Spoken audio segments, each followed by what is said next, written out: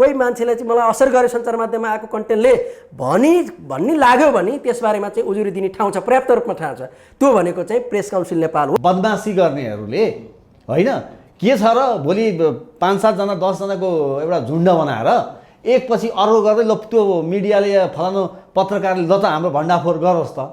यो समाजमा आएको एउटा नयाँ विकृतिको रूपमा चाहिँ देखिरहेछ एकदमै। यो कतिपयलाई थाहा पनि छैन होला, नयाँ विकृतिको रूपमा यो आइरहेको। के हेर्ने हुने हो, के हेर्न नहुने हो, के चाहिँ पत्यार गर्ने हो, के पत्याउन नहुने हो, कुनलाई फलोअप गर्ने, कुनलाई सब्सक्राइब गर्ने भन्ने कुरा चाहिँ आम दर्शकहरूलाई नै सिकाउन आवश्यक छ। त्यो पनि प्रेस काउन्सिलबाट आउनु पर्यो नि, प्रेस काउन्सिलबाट आउनु पर्यो या व्यक्तिगत सम्पर्क गर्नु पर्यो नि त। प्रहरीले लगेर उहाँको आवाज हाल्दै अथवा समाचार हरेक घटना त हुन्छ भन्ने छैन। जस्तो कन्टेन्ट गइसकेपछि भन्ने त्यो अधिकार छ। यहाँ आएर चाहिँ म त खण्डन गर्छु चाहिँ नभन्ने, गएर चाहिँ उजुरी हाल्ने, अरू धम्क्याउने खालको गतिविधिहरू चाहिँ अहिले भइरहेको छ। सञ्चार माध्यम सम्बन्धी तपाईँको कुनै पनि गुनासो छ भने प्रेस काउन्सिल नेपालमा जान सक्नुहुन्छ तपाईँले। त्यसको लागि प्रेस काउन्सिल नेपालको केन्द्रीय कार्यालयमा जान सक्नुहुन्छ। सञ्चार माध्यमसँग सम्बन्धित विषय चाहिँ उजुरीमा कतै उल्लेख छ भने तपाईँहरूले चाहिँ खुरुक्क चाहिँ प्रेस काउन्सिलमा पठाइदिनुपर्छ। म चाहिँ सरकारी निकायका अधिकारीलाई चाहिँ यही अनुरोध गर्न चाहन्छु। ल त गरोस् त, त्यसका व्यक्तिगत उजुरीका चाङ लगाइदिनुपर्छ। अनि त्यस पछाडि त्यो कसरी खोरमा पर्दो रहेछ हामीलाई पनि थाहा छ, समाचार निकालोस् त मात्र भन्ने यो खालको ट्रेन स्थापित भयो भने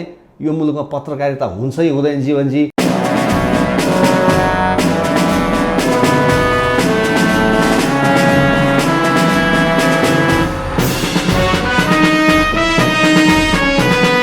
नमस्कार, हेडलाइन नेपालको हेडलाइन विशेषमा तपाईँलाई हार्दिक स्वागत छ। आजको हेडलाइन विशेषमा हामीले विशेषतः अन्तर्वार्ता भन्दा पनि हामीले एउटा अन्तरङ्ग कुराकानी गर्ने प्रयास गर्दैछौँ।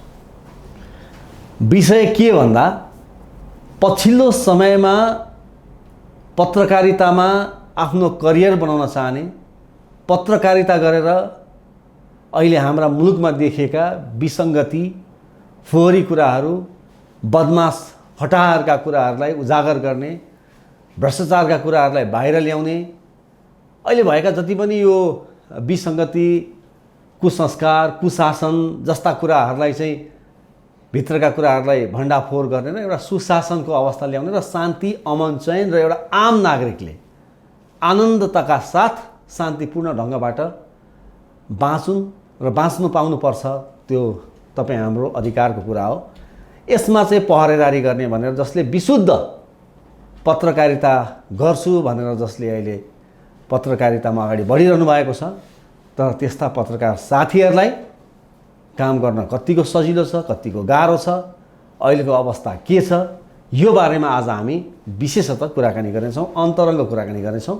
र पछिल्ला घटनाहरू जुन केही सञ्चार माध्यममा आइ पनि रहेका छन्, यहाँहरूले हेरि पनि रहनु भएको होला, र साथसाथै हामीले पनि एउटा कोड अफ कन्डक्ट, आचार संहिताभित्र बस्नुपर्छ, जुन नेपाल सरकारले नै ती आचार संहितालाई उल्लेख गरेको छ। यी सबै कुराहरूलाई परिपालन गर्दै पत्रकारिता गर्नुपर्छ भनेर त्यसलाई व्यवस्थित गर्ने उद्देश्यले र अनावश्यक रूपमा पत्रकारहरूलाई यी बदमास नियत भएकाहरूले दुःख नदिउन् भन्ने उद्देश्यले अनलाइन टिभी पत्रकार सङ्घ पनि गठन भएको छ, कानुन त। र अनलाइन टिभी पत्रकार सङ्घले सो नियम पनि बनाएको छ।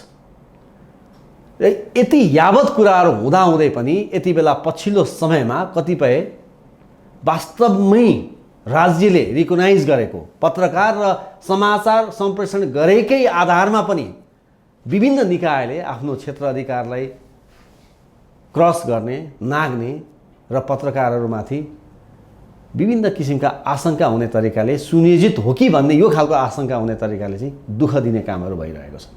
आज हामी यो खालको अवस्थामा अनलाइन टिभी पत्रकार सङ्घले कसरी हेर्छ, कसरी सोचेको छ, अनलाइन टिभी पत्रकार सङ्घ यो खालको इस्युमा कसरी बोल्छ, कसरी अगाडि बढ्छ र अहिलेको अवस्था वास्तवमा के हो र कतिपय अवस्थामा सम्बन्धित निकायहरूलाई पनि स्कुलिङको जरुरी हो कि, प्रेस काउन्सिलले त्यो बारेमा कतिको तदारुकता देखाइरहेको छ वा देखाउनुपर्छ लगायतका विषयमा आज हामी अन्तरङ्ग कुराकानी गर्नेछौँ। र यति बेला हामीसँग स्टुडियोमा अनलाइन टिभी पत्रकार सङ्घका केन्द्रीय अध्यक्ष जीवन भण्डारी हुनुहुन्छ। जीवनजीलाई म स्वागत गर्छु। नमस्ते, धन्यवाद। के छ, आराम हुनुहुन्छ? ठिकै छ, राम्रै छ। मैले अगाडि केही विषय प्रसङ्गहरू जोडेँ। आज एउटा अन्तरङ्ग कुराकानी गरौँ कि भन्ने उद्देश्यका साथ हामी कुराकानीमा बसेका छौँ। सेटमा बसेका छौँ, स्टुडियोमा बसेका छौँ। के छ अहिले यो को पत्रकार, को गैर पत्रकार, अथवा कुन विषय कुन चाहिँ निकायले हेर्ने, के गर्ने भन्ने कुराहरूमा यो अन्योलताको अवस्थाको यो खालको महसुस कति गर्नुभएको छ जीवनजी? यो त तपाईँ हामीले मात्रै होइन, घर घरमा व्यक्तिले गरेको प्रश्न हो र व्यक्तिले गरेको महसुस र चाहिँ चासोको विषय हो। खास गरेर अहिले सञ्चार माध्यमहरू, नयाँ सञ्चार माध्यमहरू आइसकेपछि र इन्टरनेटको पहुँच आम सर्वसाधारण मान्छेहरूमा बढ्दै गइसकेपछि र चाहिँ निश्चित मात्रै सञ्चार माध्यमहरू भइरहेको अवस्थामा चाहिँ एकदमै खुला पत्रकारिताको दायरा बढ्दै गइसकेपछि यो प्रश्न स्वाभाविक रूपमा उठ्छ र यसलाई अन्यथा मान्न मिल्दैन। तर कमजोरी के हो भने यो समस्याहरू आउँछ, हरेक कुराको चाहिँ नयाँ चाहिँ केही आउँदै गर्दाखेरिमा त्यसका समस्याहरू हुन्छन्, तर त्यसलाई समाधान गर्नेतर्फ चाहिँ जुन तदारुकता देखाउनु पर्ने हो, जति चाँडो यस सम्बन्धी कामहरू हुनुपर्ने हो, त्यो चाहिँ पर्याप्त रूपमा नभएको अवश्य हो। र त्यस कारणले आम जनताले घर घरमा हरेक व्यक्तिले अहिले पत्रकारितामाथि नै प्रश्न उठाइरहेको, समग्र चाहिँ यो क्षेत्रलाई चाहिँ शङ्का गरिरहेको र केलाई पत्रकारिता मान्ने, केलाई नमान्ने, कसलाई पत्रकार मान्ने, कसलाई पत्रकार नमान्ने लगायतका कुराहरू धेरै कन्फ्युजन चाहिँ अहिले देखिन्छ। त्यस कारणले यसैमा केन्द्रित रहेर चाहिँ अब कामहरू गर्न आवश्यक छ भनेर नै हामीले अनलाइन टेलिभिजन पत्रकार सङ्घ स्थापना गरेर हामीले यस क्षेत्रमा काम गरेका साथीहरूलाई सङ्गठित गर्ने, प्रशिक्षित गर्ने र सम्बन्धित निकायहरू, सरकारी निकायहरूलाई समेत घचघच्याउने र आकर्षित गर्ने, यस विषयमा यस्तो गर्न सकिन्छ भनेर चाहिँ आकर्षित गर्ने र दबाब दिने खालको एउटा पुलको काम चाहिँ हामीले गरिरहेछौँ। र अब चाँडै नै यो प्रश्न अहिले तपाईँले जुन उठाउनु भयो यो चाहिँ अन्यलग्रस्त छ, केलाई पत्रकारिता मान्ने नमान्ने, यो विकृतिलाई चाहिँ अवश्य पनि न्यूनीकरण हुन्छ भन्ने चाहिँ विश्वास छ र चाँडै नै अब कामहरू केही हुँदै जान्छ भन्ने कुरा चाहिँ दर्शक श्रोताहरूलाई पनि म अनुरोध गर्न चाहन्छु। अब जीवनजी एउटा पाटो भयो तपाईँले भने जस्तै, जसले अहिले विशेषतः पछिल्लो कान्छो मिडिया होइन क्यामेरा लिएर हिँडिरहनु भएको छ। हामी फोर्थ जेनेरेसनको जर्नलिजम भन्छौँ, फोर्थ जेनेरेसनको जर्नलिजम होइन, अनलाइन टेलिभिजन पत्रकार सङ्घको पनि प्रसङ्ग जोडिने आयो। एउटा त पत्रकारिता गर्छु भन्नेलाई नै एउटा स्कुलिङको जरुरी हो।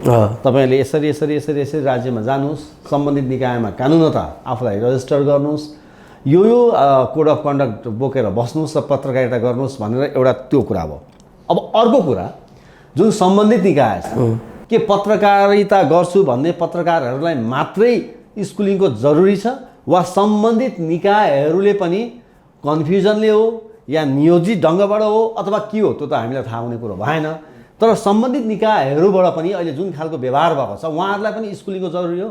एकदमै यो चाहिँ कस्तो भन्छ, अहिलेसम्म हामीले चाहिँ धेरै जसो पत्रकारिता र पत्रकारमा केन्द्रित मात्रै गर्नु सबै कुराहरू, तर पत्रकार भन्दा बढी चाहिँ पत्रकारिताका सञ्चार माध्यमहरूलाई अभ्यास गर्ने, काम गर्ने, अप्रत्यक्ष तरिकाले पत्रकारिताको अभ्यासहरू गर्ने, कतिपयले पत्रकारिताकै रूपमा घोषणा गरेर गरे होलान्, कतिपयले जानी नजानी गरिरह होलान्, त्यो दायरा चाहिँ एकदमै ठुलो छ। त्यसकारण अब हामीले चाहिँ यो सम्बन्धी कामहरू, गतिविधिहरू र चाहिँ यो सम्बन्धी समस्याका समाधानका उपायहरू चाहिँ अब हामी पत्रकारलाई मात्रै केन्द्रित गरेर चाहिँ मात्रै समस्याको समाधान हुन सक्दैन। पत्रकारहरूले एक लेभलमा बुझिरहेका हुन सक्छन्, जानिसकेका हुन सक्छन्, त्यसमा बरु त्यति धेरै समस्या नहोला। हाम्रो समस्या चाहिँ सबैभन्दा धेरै चाहिँ जो नयाँ जेनेरेसनका साथीहरू, जो नयाँ साथीहरू आउनु भएको छ उहाँहरूबाट अलि बढी समस्या छ र उहाँहरूले व्यक्तिगत रूपमा मैले चाहिँ त्यत्रो दोषी र कमजोरी पनि उहाँहरूलाई दोषी पनि देख्दिनँ, किनकि उहाँ भर्खर आउँदै हुनुहुन्छ। भर्खर आउँदै गर्दाखेरिमा चाहिँ कतिपय कुरा सिक्न जान्नु भएको छैन, भ्याउनु भएको छैन, गर्छु भनेर आउँदै गर्दाखेरिमा चाहिँ उसलाई सिकाउने र गाइड गर्ने, मार्गदर्शन गर्ने कुरा चाहिँ त्योभन्दा अघिल्लो पुस्ता र चाहिँ राज्यका निकायहरूको चाहिँ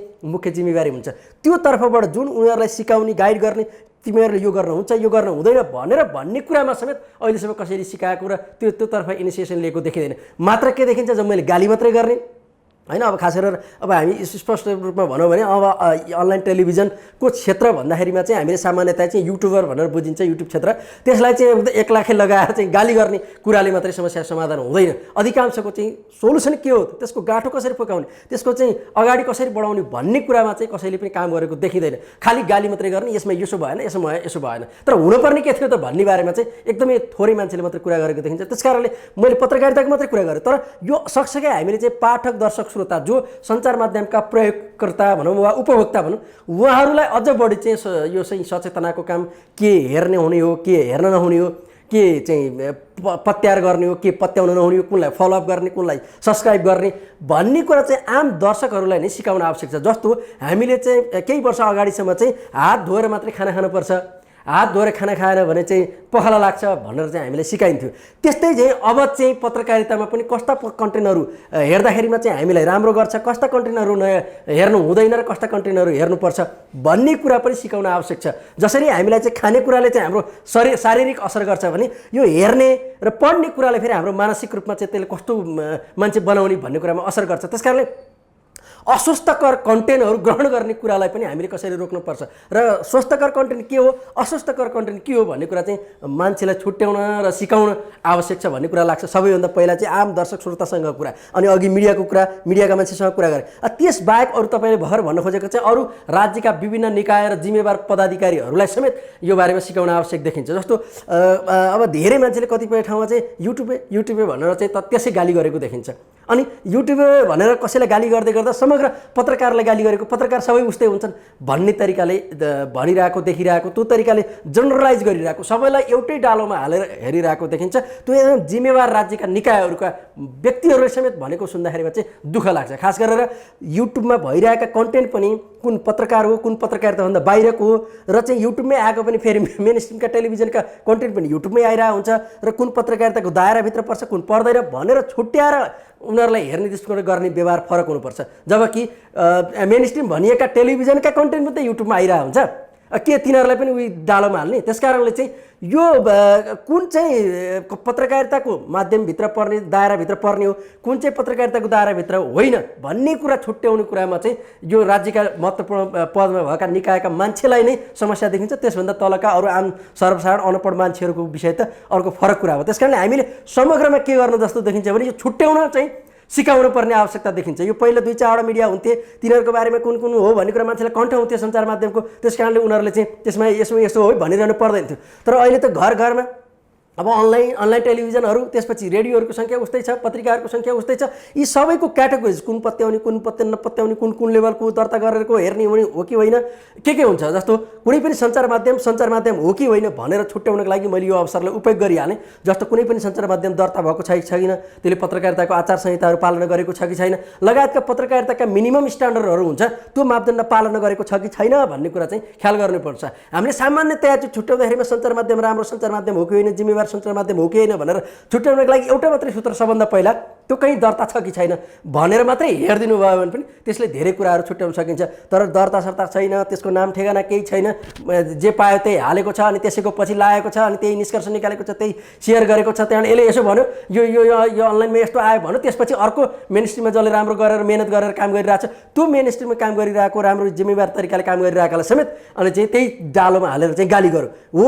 यही चाहिँ समस्या चाहिँ यहाँ देख्छु मैले चाहिँ सञ्जीव। अब जीवनजी जस्तो भनौँ न, अहिले अब कुनै पनि सञ्चार माध्यम, हामी अहिलेका मेन स्ट्रिमका मुख्य सञ्चार माध्यमदेखि लिएर अहिले तपाईँ हामीले कुराकानी गरेका सञ्चार माध्यमसम्म अब मिडियाले कहीँ न कहीँ वाचडगको काम गर्छ। र मिडियालाई यतिसम्म राइट्स छ कि कतिपय पेपरमै पनि हामीले हेर्न सक्छौँ स्रोत भनेर, स्रोत मात्रै भन्ने, स्रोत नखुलाउनेसम्म राइट्स चाहिँ मिडियाले बोकेको। त्यो अन्तर्राष्ट्रिय मान्यता हो, यो इन्टरनेसनल तपाईँले जुन भन्नु अन्तर्राष्ट्रिय मान्यता पनि हो। र पत्रकारिता या मिडिया या समग्र सञ्चार क्षेत्रलाई चाहिँ कानुनले नै, संविधानले नै अथवा राज्यले नै राज्यको चौथो अङ्ग मानेको छ हो।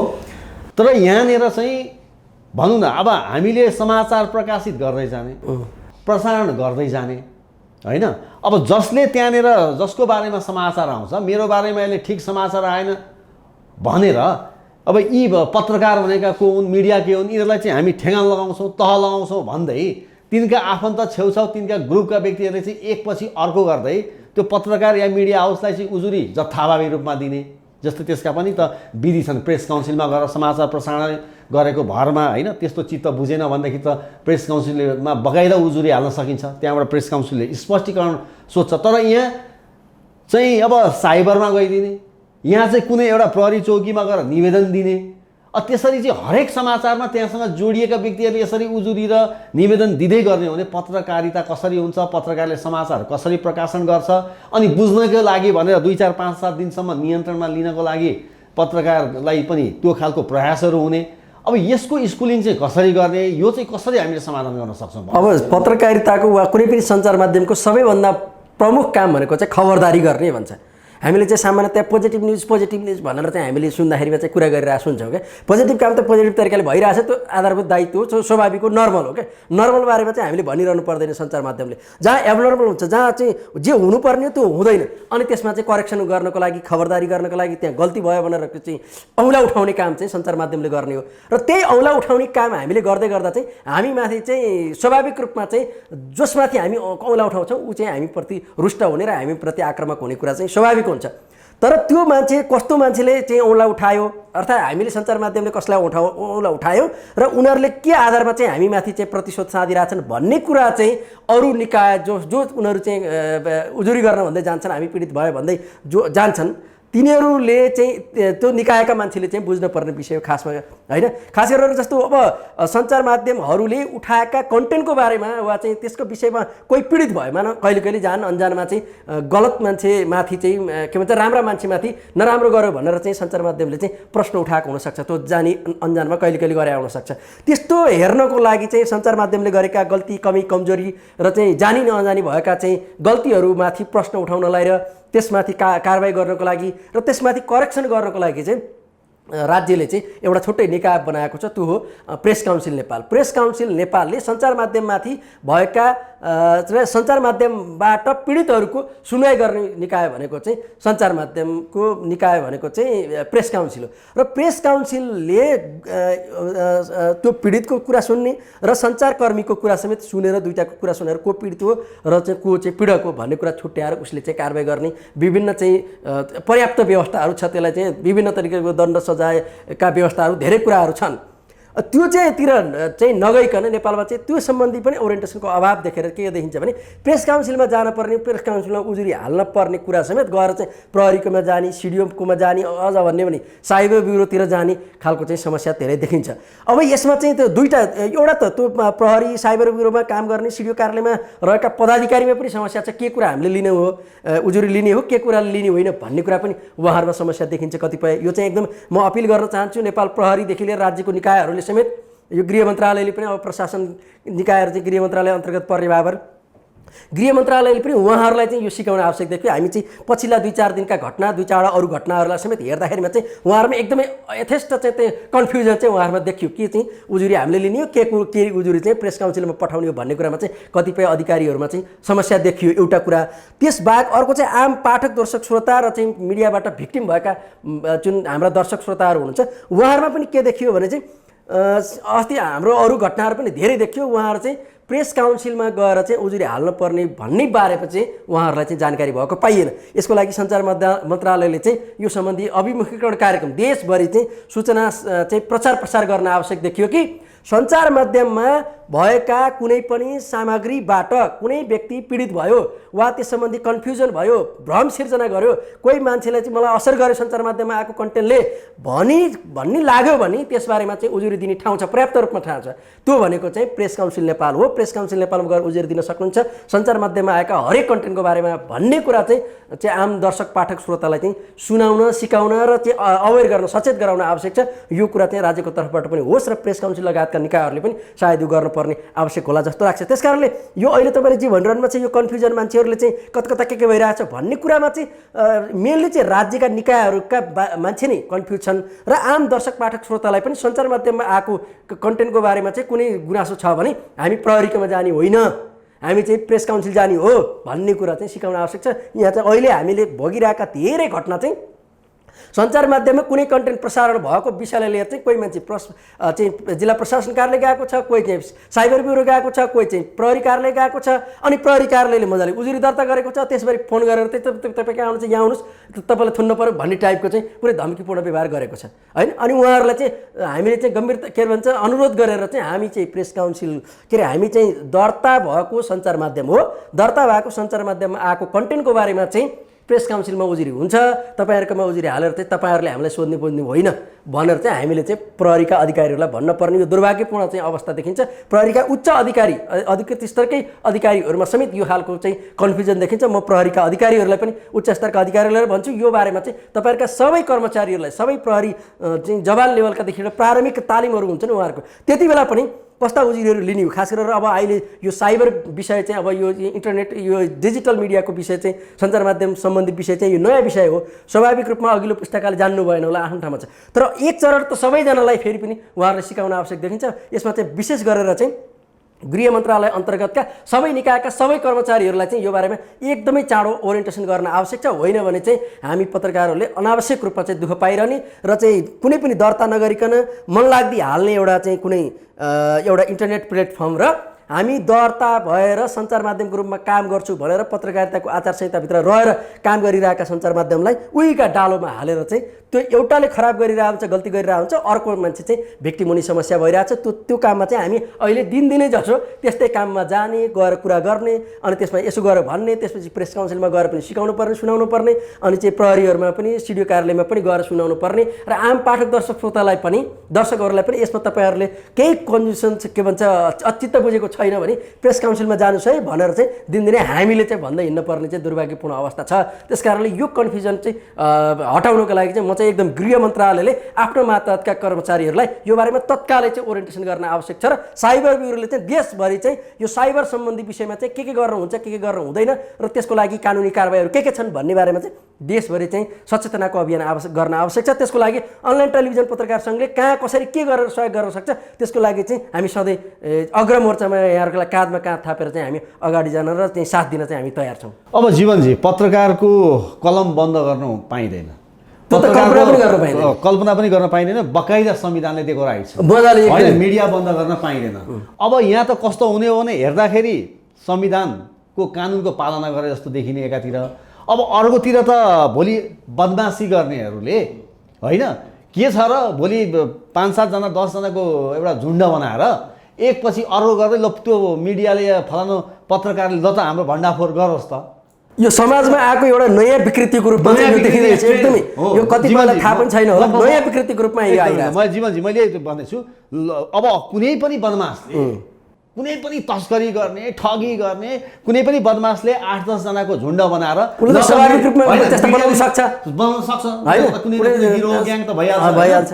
स्रोत साधन ल त गरोस् त, त्यसका व्यक्तिगत उजुरीका चाङ लगाइदिनुपर्छ अनि त्यस पछाडि त्यो कसरी खोरमा पर्दो रहेछ हामीलाई पनि थाहा छ, समाचार निकालोस् त मात्र भन्ने यो खालको ट्रेन स्थापित भयो भने यो मुलुकमा पत्रकारिता हुन्छ कि हुँदैन जीवनजी? यो खालको ट्रेन अवस्था हुने सङ्केत अहिले देखिँदैछ। यसलाई तपाईँले कसरी हेर्नु? यो एकदमै यो समाजको लागि समग्रमा सामान्यतया देख्दाखेरिमा चाहिँ हामी पत्रकारितामा काम गरिरहेकाहरूका लागि यो समस्या हो भन्ने जस्तो देखिन सक्छ सामान्यतया। तर यसरी चाहिँ विकृति विसङ्गति विरुद्धमा चाहिँ खबरदारी गर्ने कुरा र गलत गर्नेहरूको चाहिँ भण्डाफोर गर्ने कुरालाई चाहिँ निरुत्साहित गर्ने खालको गतिविधिहरू भयो भने समग्रमा चाहिँ समाजलाई नै र चाहिँ राष्ट्रलाई नै यसले चाहिँ असर गर्ने र क्षति चाहिँ समग्रमा चाहिँ अन्यायमा परेका पीडितहरूको आवाज चाहिँ झन् दबिँदै जाने अवस्था हुन्छ र जो चाहिँ दादागिरी गर्छ, जसले चाहिँ अन्याय अत्याचार गर्छ उनीहरूको चाहिँ माथि पर्दै जाने अवस्था हुन्छ। त्यसकारणले मनोबल पनि बढ्छ, मनोबल स्वाभाविक रूपमा उनीहरूले बढ्छ र अनि पीडितहरू चाहिँ को आवाज चाहिँ मधुर हुँदै जान्छ र तपाईँ हाम्रा सञ्चार माध्यमहरूले पीडितहरूको आवाजलाई चाहिँ स्पेस दिन चाहिँ डराउने अवस्था आउन सक्छ। त्यो कुरा चाहिँ एकदमै खतरनाक डरलाग्दो कुरा हुन्छ र चाहिँ विकृति विसङ्गति चाहिँ झन् मौलाउँदै जान्छ, पीडितहरू पीडित हुँदै जाने र पीडकहरू चाहिँ झन् उनीहरूको दादागिरी चाहिँ उनीहरूको राज्य चाहिँ एउटा भनौँ न उनीहरूको चाहिँ दबदबा चाहिँ बढ्दै जाने खतरा रहन्छ। यो चाहिँ एकदमै समाजमा अहिले पछिल्लो चरणमा खास गरेर सहरी क्षेत्रमा चाहिँ यो घटना चाहिँ एकदमै धेरै रूपमा चाहिँ यस्ता घटनाहरू चाहिँ पछिल्लो चरणमा धेरै देखिरहेछ। यो बारेमा समेत हाम्रा समाजका आमाबुवा दाजुभाइ दिदीबहिनीहरू र चाहिँ यो के अरे यो कानुन चाहिँ कार्यान्वयन गराउने निकायका अधिकारीहरूले समेत यो बारेमा सूक्ष्म रूपमा अध्ययन गरेर समाजको नयाँ चाहिँ यो समाजशास्त्रीय यो नयाँ यो समस्याको रूपमा चाहिँ रहेको कुरालाई चाहिँ विश्लेषण गरेर चाहिँ नयाँ चाहिँ एउटा के भन्छ एउटा मनस्थिति बनाएर चाहिँ यसबारेमा चाहिँ काम गर्न चाहिँ आवश्यक देखिन्छ र नत्र चाहिँ समाजमा चाहिँ भण्डाफोर के अरे विकृति विसङ्गति गर्ने र अन्य अत्याचार गर्नेका विरुद्धमा चाहिँ आवाज उठाउने सञ्चार माध्यमहरूको ले चाहिँ बन्द गर्दै हिँड्नुहुन्छ। यो चाहिँ नाम मात्रका लागि भजन बजाउनको लागि उहाँले राम्रो गर्नुभयो भनेर चाहिँ चाकडी गर्ने खालको चाहिँ विषयवस्तु मात्रै बजाउनको लागि चाहिँ सञ्चार माध्यमहरू आवश्यक छैन। सञ्चार माध्यमको मुख्य काम भनेको चाहिँ खबरदारी गर्ने नै हो र अन्याय अत्याचार र चाहिँ गलत गर्नेहरूका विरुद्ध चाहिँ एउटा चाहिँ त्यसको भण्डाफोर गर्ने नै सञ्चार माध्यमको मुख्य दायित्व हो। त्यसपछि सामान्य सकारात्मक कुरा कसैले राम्रो काम गरेछ, कसैले खेतीपाती गरेछ, कसैले साहित्य कविता लेखेको छ भने तिनीहरूलाई पनि सपोर्ट गर्ने त्यो मेरो बुझाइमा चाहिँ सेकेन्डरी कुरा हो। तर हाम्रा समाजमा धेरै मान्छेले चाहिँ अहिलेको सञ्चार माध्यमहरूको खबरदारीको विषयलाई लिएर चाहिँ कतिपयले के भन्छन्, यस्ता नराम्रा कुराहरू मात्रै किन उठाइरहनुपर्छ, राम्रा कुरा मात्रै सञ्चार माध्यममा आयो हुन्छ नि भने यो संसारमा कहीँ पनि छैन। संसारमा कहीँ पनि राम्रा विषयको मात्रै भजन कीर्तन गाएर राम्रा विषयको मात्रै चाहिँ यो राम्रो भइरहेछ, संसार राम्रो भइरहेछ भन्नु हो भने त त्यो निरङ्कुश शासन व्यवस्था भएको ठाउँमा होइन। यहाँ हाम्रो नेपालमा पनि राजा ज्ञानेन्द्रले चाहिँ शासन लिएको बेलामा चाहिँ स्वदेश गान बजाउने, त्यसपछि राम्रो राम्रो बारेमा कुरा बताउने, अनि चाहिँ खबरदारी गर्न नपाइने, राम्रा कुरा मात्रै बताउने अवस्था थियो। त्यस्तो अवस्थाको चाहिँ सञ्चार माध्यम भनेको चाहिँ नुन बिनाको तरकारी जस्तो र चाहिँ अब चाहिँ नङ्ग्रा बिनाको बाघ जस्तो हुन्छ। त्यस कारणले हामी नङ्ग्रा सहितको बाघ हो। हामी समाजका हरेक विकृति र विसङ्गतिको विरुद्धमा हामी चरको रूपमा चाहिँ खबरदारी गर्न पाउनुपर्छ र खबरदारी गर्दै गर्दाखेरि हामीलाई राज्यको तर्फबाट चाहिँ प्रोटेक्सन हुनुपर्छ। समाजका आमाबुबा दाजुभाइ दिदीबहिनीहरू, अन्याय अत्याचारमा पर्नेहरू सबैले चाहिँ हामीलाई सपोर्ट गर्नुपर्छ। त्यही नै अहिलेको आवश्यकता छ र तिनीहरूलाई चाहिँ गलत गर्नेहरूलाई चाहिँ निरुत्साहित गर्नुपर्छ, गलत गर्नेहरूलाई चाहिँ समाजले चाहिँ बहिष्कृत गर्नुपर्छ र राम्रो गर्नेहरूलाई चाहिँ सपोर्ट गर्नुपर्ने छ। र सञ्चार माध्यम सधैँभरि खबरदारी गर्ने र सञ्चार माध्यमले साथ भनेको चाहिँ जहिले पनि पाठक दर्शक श्रोता र समाजका मान्छेहरूको आम नागरिकहरूको नै साथ पाउने हो। सञ्चार माध्यमले चाहिँ सुरक्षाकर्मीहरूको भर पर्न पर्ने, राज्यको भर पर्ने होइन। त्यस कारणले चाहिँ राज्यले चाहिँ अप्रत्यक्ष रूपमा सञ्चारकर्मीहरूको चाहिँ सुरक्षाको ग्यारेन्टी अवश्य पनि लिनुपर्छ एउटा नागरिकको रूपमा र अरू बेला चाहिँ नागरिकहरूको साथ चाहिने हो। यो कुरा चाहिँ नेपालको अहिलेको समाजमा चाहिँ एकदमै डरलाग्दो तरिकाले बिस्तारै आइरहेको नयाँ समस्याको रूपमा चाहिँ के देखिया छ भने खबरदारी गर्ने सञ्चार माध्यमहरूलाई निरुत्साहित गर्ने र जो विकृति विसङ्गति र अन्याय अत्याचार गर्छ उनीहरूलाई चाहिँ हाम्रा राज्यका कतिपय निकायहरूले अप्रत्यक्ष तरिकाले चाहिँ सहयोग गरेको जस्तो देखिएको छ। यो एकदम खतरनाक रूपको रूपमा आइरहेछ। यो कुरामा चाहिँ सबैलाई अहिलेदेखि नै अवेर हुनको लागि चाहिँ म सबैलाई फेरि पनि अपिल गर्छु। अब जीवनजी, तपाईँले एउटा महत्त्वपूर्ण प्रसङ्ग के उठान गर्नुभयो भने बुझ्दै नबुझी सम्बन्धित निकायहरूले आफ्नो क्षेत्र अधिकारका कुराहरू हुन सक्छन् र जो व्यक्तिले त्यहाँ उजुरी दिन जान्छ त्यो व्यक्तिको पृष्ठभूमि के, त्योसँग जोडिएका कुराहरू के, यी सबै कुराहरू बुझ्दै नबुझी यो त आधारभूत कुरा हो। उहाँहरूले उजुरी लिँदै गर्दाखेरिमा सबैभन्दा पहिले बुझ्नुपर्ने इस्यु के हो, विषयवस्तु के हो, कताप्रति केन्द्रित छ र त्यो दिन आइरहेका मान्छेहरूको कस्तो पृष्ठभूमि हो, के इन्टेन्सनले आइरहेछन्, कस्ता कस्ता मान्छे आइरहेछन् भन्ने कुरा त एकदमै आधारभूत। भात खाने बेलामा चाहिँ हात धुनुपर्छ भने जस्तै दर्ता गर्ने बेलामा यी कुरा बुझ्नुपर्छ भन्ने कुरा चाहिँ स्वाभाविक कुरा। मलाई लाज लाग्छ हाम्रो काठमाडौँका केही चाहिँ कार्यालयका अधिकारी, उच्च अधिकारीहरूमा चाहिँ त्यो समेतको चाहिँ ध्यान नदिएको। अब नजानेर दिनुभयो कि जानेर दिनुभयो हामीले जान्न सकिया छैन। तर म चाहिँ केही एउटा घटनाहरूमा म जाँदाखेरिमा चाहिँ सामान्यतया साँच्चै अब उजुरीकर्ताकै उजुरी हेर्दाखेरिमा चाहिँ कुनै सञ्चार माध्यममा यसरी भिडियो प्रकाशन गरेर मलाई अभद्र व्यवहार गरेको भनेर चाहिँ उजुरी हालेको छ।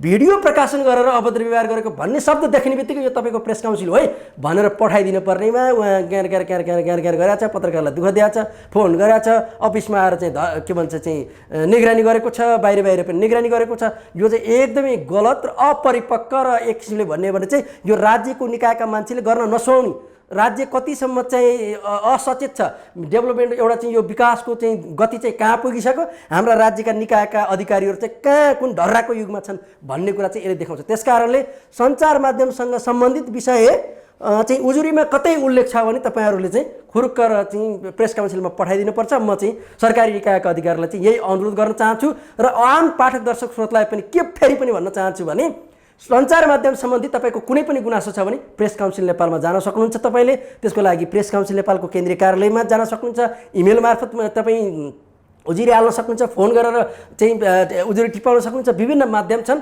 सञ्चार माध्यमको विषयलाई लिएर चाहिँ कृपया फेरि पनि जानकारी गरेर राख्नु होला। जिल्ला प्रशासन कार्यालय अनि चाहिँ त्यहाँको चाहिँ नगरपालिकाको कार्यालय र चाहिँ प्रहरीको कार्यालयमा सञ्चार माध्यमको विषय चाहिँ उजुरी दर्ता हुँदैन। यो कुरा चाहिँ सबैजनालाई जानकारी हुनको लागि अनुरोध गर्दछु। अब यस्ता खालका गतिविधिले ती गलत क्रियाकलाप गर्ने होइन, अब ती क्रियाकलाप गर्नेहरूलाई त मुद्दा हाल्नु, दुःख दिनु, मुद्दाबाटै ठगी गर्नु होइन, कतिपयले गलत क्रियाकलाप गर्नु, उनीहरूलाई त पानी पर्दैन, उनीहरू त सधैँ गरिरहेको व्यवसाय जस्तै हो। अब यस्ता खालका तत्त्वलाई यो खालको कदमले कतिको मलजल अथवा यो यिनीहरूलाई कतिको उत्साहित बनाइरहेछ? यो त स्वाभाविक रूपमा जसले आफ्नो बारेमा खबरदारी गर्यो त्यसलाई निरुत्साहित गर्न पाउँदाखेरिमा त उनीहरू स्वाभाविक रूपमा चाहिँ प्रोत्साहित हुन्छन्। त्यो चाहिँ स्वाभाविक रूपमा हुन्छ। तर त्यो चाहिँ उल्टो बाटो हो समाजको लागि चाहिँ त्यो घातक हो र चाहिँ अरू हामीले विभिन्न भन्छौँ भ्रष्टाचार भन्छौँ अरू कुराहरू भन्छौँ त्यो भन्दा पनि खतरनाक कुरा हो भ्रष्टाचारको बारेमा पनि अब हामीले कुरा उठाउन थाल्यौँ म कसैले अनियमितता गर्यो कसैले ठगी गर्यो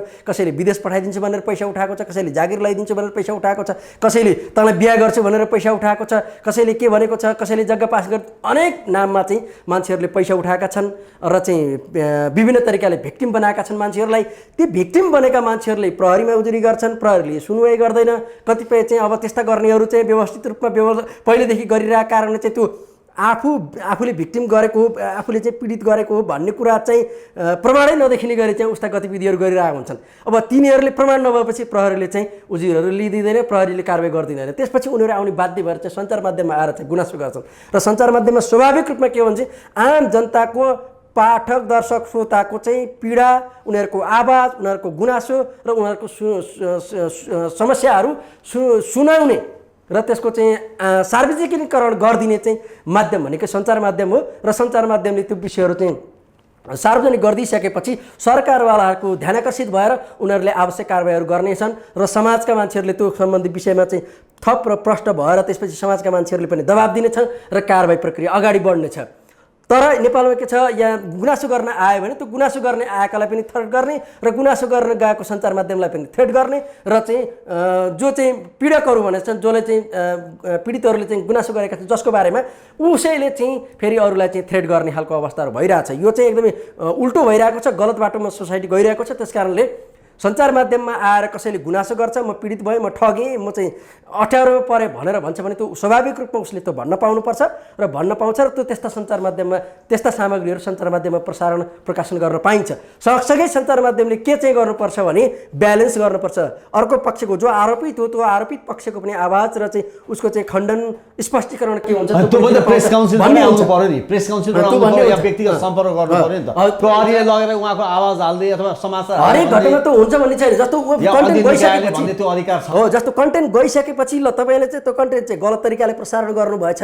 त्यो एकपक्षीय भयो त्यसबारेमा चाहिँ मैले थप प्रश्न पार्न चाहन्छु त्यसको बारेमा स्पष्टीकरण दिन चाहन्छु त्यसबारेमा चाहिँ खण्डन गर्न चाहन्छु भनेर कसैले भन्छ भने फेरि त्यो चाहिँ हामीले प्रसारण गर्नुपर्ने हुन्छ सञ्चार माध्यमले गरिदिनु पर्ने हुन्छ तर यहाँ आएर चाहिँ म त खण्डन गर्छु चाहिँ नभन्ने गएर चाहिँ उजुरी हाल्ने अरू धम्क्याउने खालको गतिविधिहरू चाहिँ अहिले भइरहेको छ प्लिज जो पीडित हुनुहुन्छ सञ्चार माध्यमका कारणले उहाँहरूले चाहिँ सञ्चार माध्यममै आएर चाहिँ म चाहिँ तपाईँले दिएको प्रसारण गरेको सञ्चार माध्यम के अरे सञ्चार सामग्री त्यो विषयवस्तुबाट यो चाहिँ एकपक्षीय भयो भ्रम भयो यसबारेमा खण्डन गर्न चाहन्छु भनेर चाहिँ सञ्चार माध्यममै आउनुभयो भने तपाईँहरूले स्पेस पाउनुहुन्छ कि चाहिँ तपाईँ चाहिँ प्रेस काउन्सिल नेपालमा जान सक्नुहुन्छ प्रेस काउन्सिल नेपालमा जाँदा पनि उहाँहरूले भन्ने के हो यसबारेमा चाहिँ उहाँहरूको खण्डन प्रकाशन गरिदिनु प्रसारण गरिदिनु भनेर उहाँहरूले भन्नुहुन्छ पहिलो चरणमा त्यसकारणले सबैभन्दा पहिला चाहिँ हामीले चाहिँ कुनै पीडितहरू आउँछन् भने त्यो पीडितहरूको आवाज चाहिँ हामीले आम चाहिँ सरकारवालाहरूको ध्यान आकर्षण गराउने गरी प्रसारण तथा प्रकाशन गर्ने कुरा चाहिँ सञ्चार माध्यमको स्वाभाविक काम अन्तर्गत पर्छ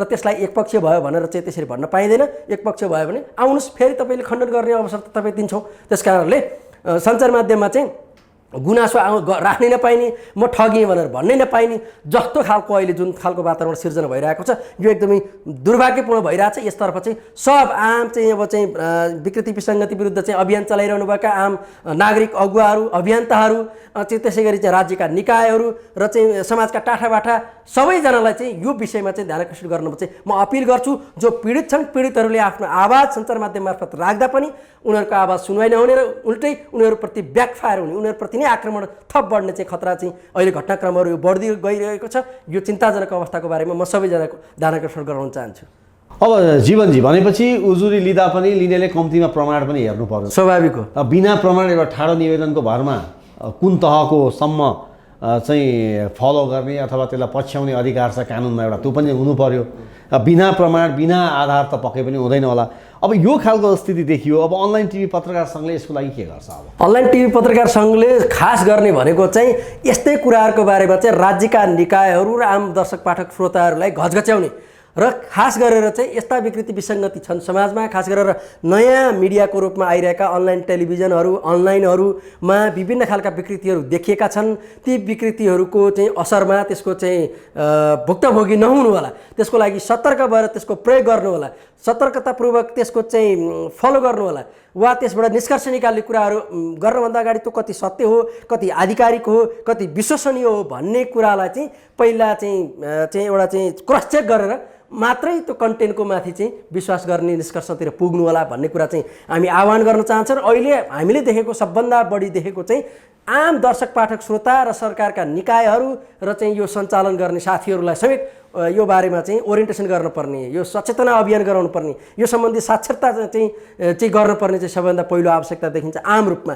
र दोस्रो कुरा चाहिँ हामीले यो क्षेत्रमा काम गर्दै गरेका नयाँ साथीहरू हुनुहुन्छ, उहाँहरूलाई चाहिँ सबभन्दा पहिला सङ्गठित गर्न आवश्यक छ। उहाँहरू एकदम छरिएर रहनुभएको छ, कहाँ के गर्नुहुन्छ, कहाँ अफिस छ, कहाँ काम गर्नुहुन्छ, कहाँ बस्नुहुन्छ, यस्ता कुराहरू केही पनि, र कोसँग सम्पर्क हुनुहुन्छ, कोसँग दीक्षित हुनुहुन्छ, कोसँग प्रशिक्षित हुनुपर्छ, अनि चाहिँ के कुराहरू गर्नुहुन्छ, के गर्नु हुँदैन भन्ने कुरा कतिको जान्नु भएको छ, यो बारेमा उहाँहरूलाई केही पनि थाहा नभएको साथीहरूको सङ्ख्या धेरै छ। त्यसलाई म अन्यथा मान्दिनँ, त्यो थाहा नहुनु स्वाभाविक हो। अब थाहा पाउने गरी अब सिक्नेतर्फ चाहिँ साथीहरूले चाहिँ आफ्नो अग्रसरता देखाउनुपर्छ र सिक्दै जानुहोस्, राम्रो गर्दै जानुभयो भने अबको भविष्य अनलाइन टेलिभिजन कर्मीहरूकै छ। र चाहिँ अब चाहिँ मान्छेहरूले चाहिँ पढ्ने भन्दा हेर्ने कन्टेन्ट नै धेरै चाहिँ रुचाइरहेको देखिन्छ। त्यस कारणले हेर्ने कन्टेन्ट बनाउने अनलाइन टेलिभिजन कर्मीहरूले आफूलाई तिखार्दै लानुभयो, आफूलाई जिम्मेवार बनाउँदै लानुभयो, आफूलाई गुणस्तर बनाउँदै लानुभयो र आफूलाई एउटा चाहिँ परिपक्व बनाउँदै लानुभयो भने तपाईँहरूको भविष्य सुन्दर छ। होइन भने तपाईँलाई फेरि हाम्रो खोरमा गएको अवस्थामा चाहिँ हाम्रो समाचार सुन्नुपर्ने अवस्था हुन्छ। त्यस कारणले चाहिँ हामीले यी साथीहरू जो यो क्षेत्रमा काम गरिरहनु भएको छ उहाँहरूलाई प्रेरित गर्दै राम्रो काम गर्नको लागि चाहिँ आह्वान गर्न चाहन्छौँ। र आम पाठक दर्शक श्रोतालाई पनि उहाँहरूलाई गाली होइन चाहिँ उहाँहरूलाई सुझाव दिनका लागि चाहिँ अनुरोध गर्छु र साथीहरूलाई पनि आफू चाहिँ सुध्रेर आउनको लागि अनुरोध गर्छु। र समाजले चाहिँ पत्रकारिताको रूपमा दर्ता भएका सञ्चार माध्यम र पत्रकारिताभन्दा बाहिरका चाहिँ माध्यमलाई चाहिँ क्याटेगोरिज गरेर छुट्याएर मात्रै हेर्नु र सञ्चार माध्यम भन्दैमा सबैलाई एउटै तरिकाले नहेरिदिनका लागि अनुरोध गर्छु। सबभन्दा अगाडि चाहिँ समस्याको सुरुवात चाहिँ त्यहीँबाट हुन्छ। सबैलाई एउटै तरिकाले जबसम्म हेरिन्छ त्यति बेलासम्म समस्याको समाधान हुँदैन।